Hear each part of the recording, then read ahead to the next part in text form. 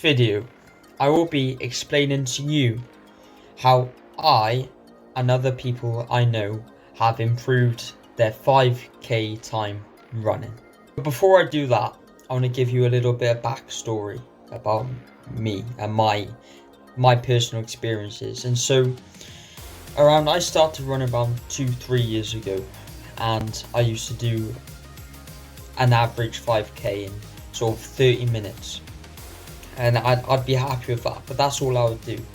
And I never thought about becoming fast or becoming fitter until recently, when I read David Goggins' book, and I really got obsessed with the idea that what you want to do and how you want to achieve your goals is in your hands.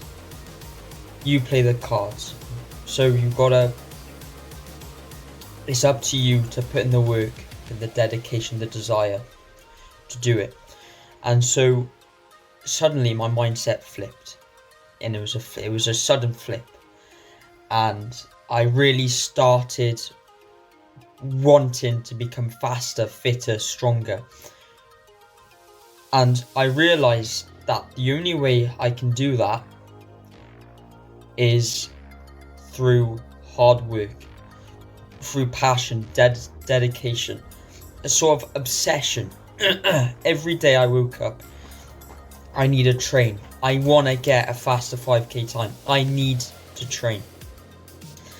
And I cut down from having a 5k in 34, 33, 32 to 19 minutes in around 6 months. So I'm going to talk about what has helped me, what has made me become faster, fitter, and easy stuff that you can implement into your life as well. And this just doesn't have to be running, but this can be on all areas of life, but I feel like in running it has particularly helped me. So first of all then, talking about equipment news, wearing it right now, Garmin watch, Forerunner 44 I think it's called. Brilliant watch. I highly recommend you purchasing a watch when you go running, because there's so many amazing features that you can use on a watch. But for me personally, I know lots of people that train with their heart rate, but I train with my pace. So I'll go into a run having a pace in mind, having a pace set for me, whether it's a 10k, 5k, and I can easily look at my watch and it can tell me the pace I'm at. So I'll know now if I need to slow down, whether I'm going too fast or speed up because I'm going too slow. Rather than what I used to do is have a phone in my pocket, and then I'd have to get in my pocket on an app and look at my pace and look at my distance, and that was too hard. This is much simpler, much easier. You can also track your running times and elevations and footsteps. It's incredible the amount of detail it goes into. And if you really want to dive deep into running, it's such a great piece of equipment to have. Moving on then to the second step, you want consistency. And it sounds obvious, and I know you've probably watched a lot of videos that say the same thing, but being consistent is the most important thing you can do. And this just doesn't have to be running, but this can include all areas of life, whatever you're doing. You have to stay consistent with it. You have to understand that times get hard, training gets hard, it gets difficult, you want to quit. You want to quit, and you will want to quit. You've got to stay in the game, you've got to stay in the fight. And you have to stay consistent with it. You have to know these improvements are not going to happen overnight. And if you want to avoid injuries and do it properly, you need to stay consistent with it. Listen to your body, but stay consistent with it. Because the more consistent you are, you're going to build it up slowly. And that's the best way to go. Think of it, right? There's two people with the same goal. Someone stays on the same goal for a long period of time, and what they're going to do is just improve at a steady level, whereas the person who starts well looks at his results and see they're not doing very well. So they feel bad, they get down, they put themselves down, which is human nature. That's normal.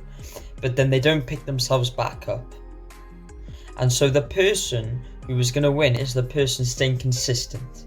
So our third tip then is visualization. So I will make a video on this in the future, but the power of visualization is so often undervalued in this day and age. And what do I mean by this? Well, next time you go for a run, next time you have a training session, next time you've got a challenging day ahead, I want you to sit down and just think about the difficulties and challenges you're going to face during the day. And just visualize how they're going to play out, the pain you're going to feel, the suffering you're going to have, the fatigue. And once you picture it, you prepare your mind for what's about to happen.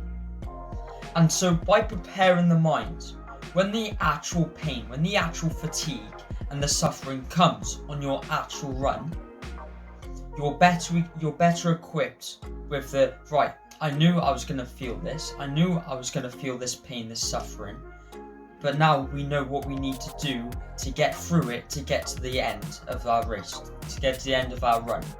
Yeah, we've got to push ourselves on. And I like to think of it as it's all a mental game. So the more you equip your mind with the preparation and visualization of the suffering that you're going to endure, the higher the chance that you're going to come out on top in the run. So those are the 3 main tips I would give anyone who's starting running, who's running, who wants a faster time. These 3 main tips really benefited me.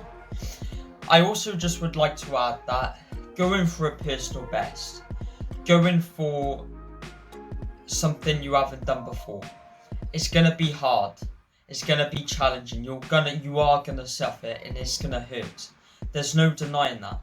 So the sooner you accept that and the sooner you realize it's going to be hard work and you require a certain amount of dedication, you're putting yourself on a path that can help you achieve the goals you want to achieve.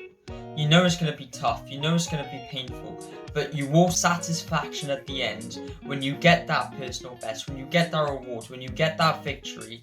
The satisfaction after looking back on the training you've done, you will be proud, you will be fulfilled, and you will have made a better you. So moving on then, you've bought your Garmin watch, you're doing visualization, you're preparing your mind, you're staying consistent with it. So you want to talk about training, the type of training that I do, how I have built the endurance and stamina to get the results that I have gotten. Well, I have broken it down to a 6-day training week, and I run 3 days. 2 of those days, Monday, Wednesday, Friday.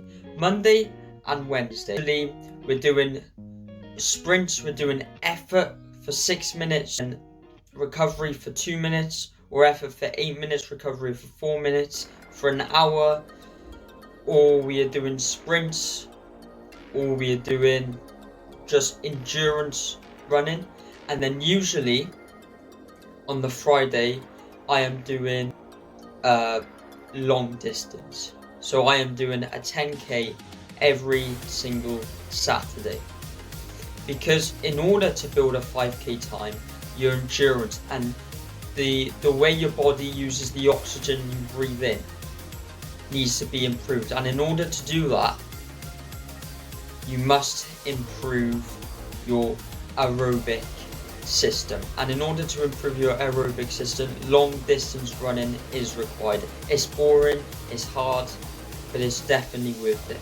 So the days off then, I've got so Tuesday, Thursday, Saturday. Those 3 days I am either on the rowing machine or on the bike, working my legs, working upper body for the rowing machine, and working the abs for the rowing machine. I would like to mention as a side note that abs is extremely important for running. Abs are extremely important for your form, so your body's not drooping. Abs are extremely important for the long term, so you're allowed to take a deep breath without cramping up any of your body to get the results they want to achieve. So I hope you've watched this video and it helps you understand what I've done, what I've implemented in my life to get my better 5k time, and I hope that you can watch this and implement some of this stuff into your life so you can improve your 5k time. In the future, I may be planning on making videos working out ab muscles and showing you sort of different stretches would have helped me with my injuries and stuff you can avoid with your injuries, so keep out for them. But otherwise, thank you all for watching. I'll see you in another video.